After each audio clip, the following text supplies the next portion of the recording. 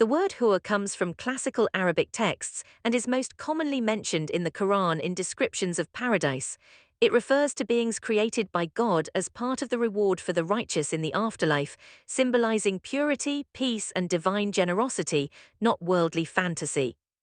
Linguistically, Hoor comes from the root describing intense contrast and clarity, often interpreted as purity of appearance and soul.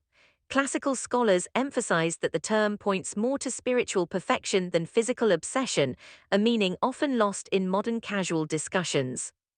The Quran describes the Hoor briefly and poetically, never graphically. They are mentioned as companions in paradise, created in a perfect state, untouched by harm or corruption. The language is symbolic, aiming to convey peace, reward, and completion beyond human imagination.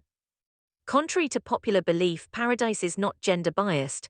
Islamic theology states that every believer, male or female, receives what brings them happiness and fulfillment. Rewards in paradise are personalized, and no one receives less or feels wronged in the presence of divine justice.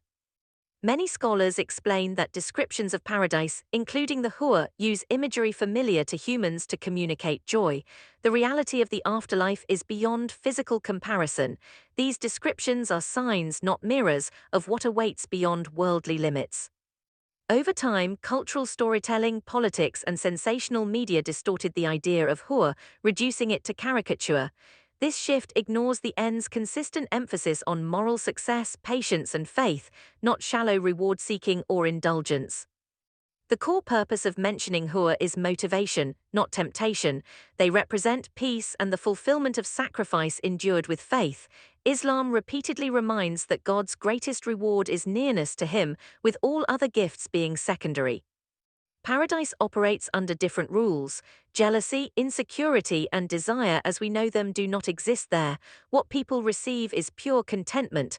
Any comparison using worldly emotions misunderstands the transformation promised in the afterlife. So what is a Hoor? Not a fantasy, not a contradiction, and not a shallow promise. It is a symbol within a broader message that justice, patience, and faith are never wasted, and that the unseen reward is greater than anything imagined here. Please subscribe so you can stay informed about the coming videos in this context.